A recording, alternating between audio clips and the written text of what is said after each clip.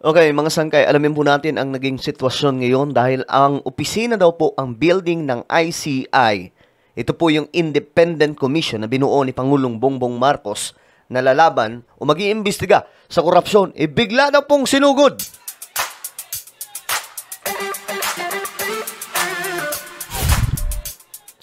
Yo, what's up mga sangkay? This is me. I'm back for another vlog today. Kamusta po kayo mga kababayan? At ito pag-usapan lamang po natin mga sangkay itong kaganapan ngayon dahil mayroon daw pong ginawa no, sa isang building ng ICI na bigla daw pong sinugod ng ewan ko sinong mga individual ito. Anyway, bago tayo magtuloy-tuloy sa mga hindi pa po dyan nakakapag-subscribe sa ating YouTube channel, tayo po ay 1.57 million subscribers na. Malapit na po makarating sa 2 million. Kaya naman ano pa ang iniintay nyo? Makikita nyo po yung subscribe button sa baba ng video na to. I-click nyo lamang po yung subscribe, i-click ang bell, at i-click nyo po yung all. Sa mga nanonood po sa Facebook, i-follow nyo po yung ating Facebook page. Alright. Ito nga ang nangyari mga sangkay. Sumiklab ang tensyon sa labas ng tanggapan ng Independent Commission for Infrastructure sa Taguig City. Sinusubukang pasukin ng mga rallyista ang compound na ito kung nasaan nandun po yung ICI office. Ito mga sangkay, tingnan po natin. Chanting.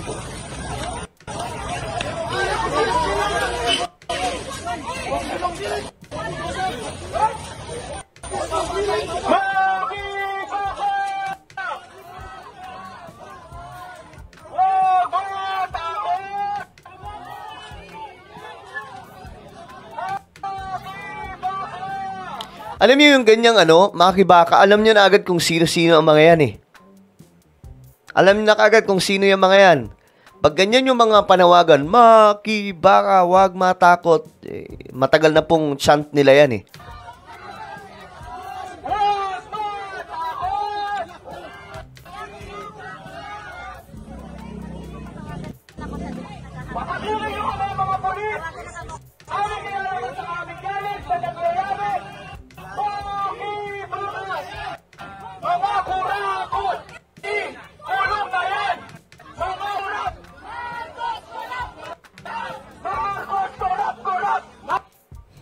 Ano daw?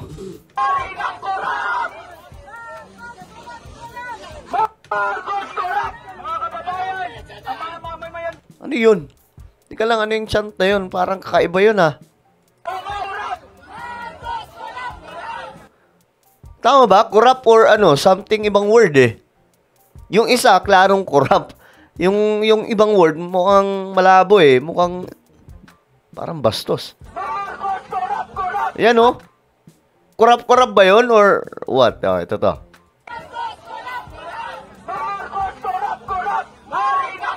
Okay. Corrupt.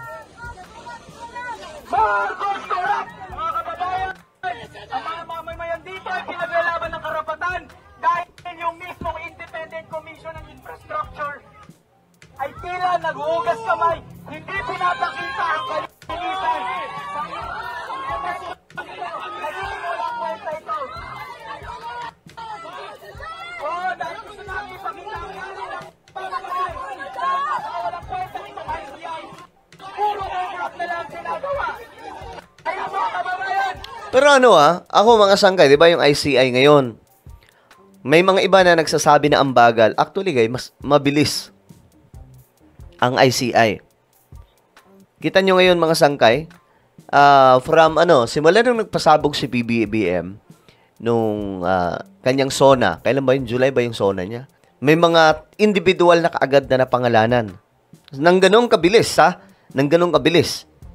Kahit po si former Speaker Romualdez, kasama po doon sa mga pangalan na napangalanan mga sangkay. So, ang tingin ko dito, mabilis eh.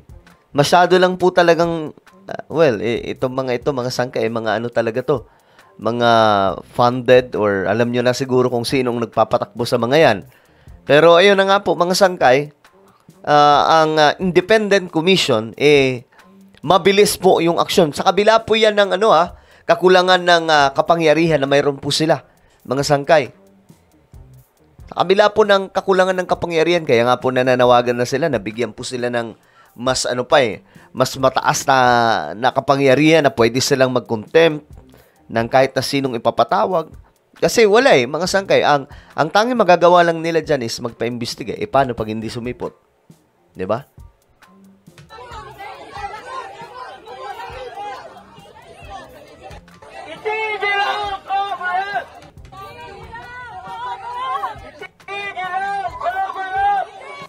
Itigil ang cover-up, sabi dito. Itong warning, ito lang yung warning. Di ba sabi, itigil ang cover-up. Tama din yun. Tama yung panawagan na yun. Itigil ang cover-up. Kasi, at least, naririnig po nila sa taong bayan na huwag pagtakpan ng kahit na sino. Kahit kakampi pa yan ni PBBM or hindi. Dapat po talaga walang cover-up na mangyari. Kasi ang gusto natin dito, yung justice po talaga di ba?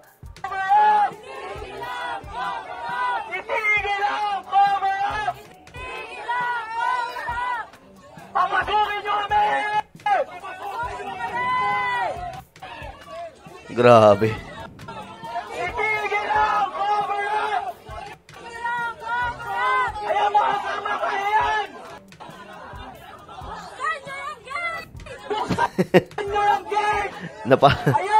Pumipiyok ko na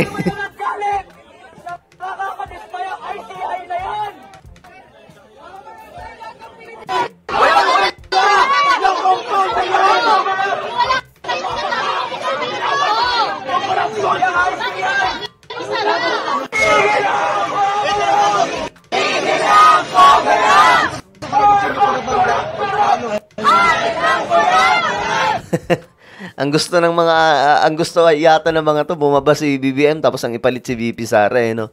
Lalo sila magkakaproblema kapag si VP Sara ang upo. Yari sila dyan.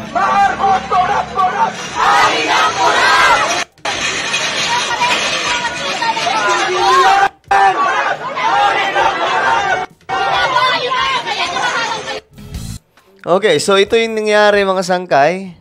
Ito, may iba pang kuha ng video.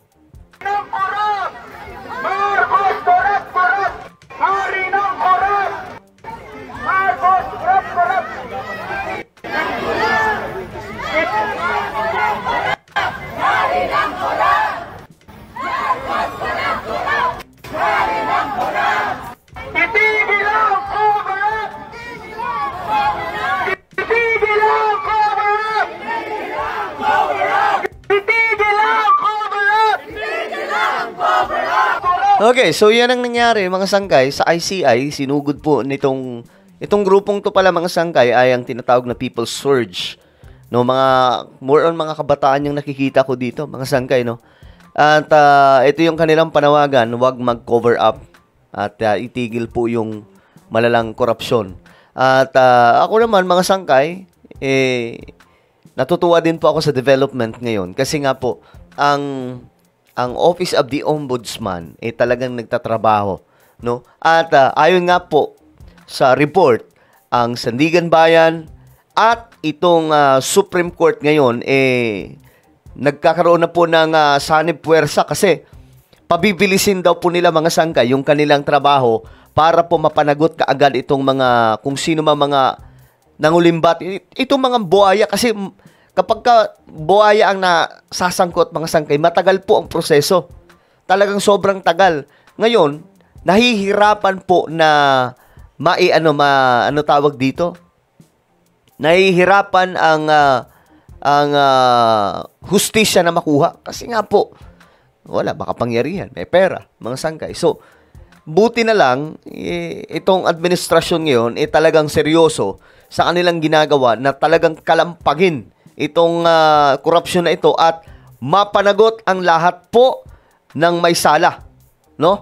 So, it's time no na may papanagot kasi anak ng toko, matagal na po itong nangyayari mga sangkay. Buti nga si BBM may bayag yung iba samantala, mga astigin daw pong presidente. Pero wala naman pong ginawa ang ganito. Hinayaan lamang po mga sangkay.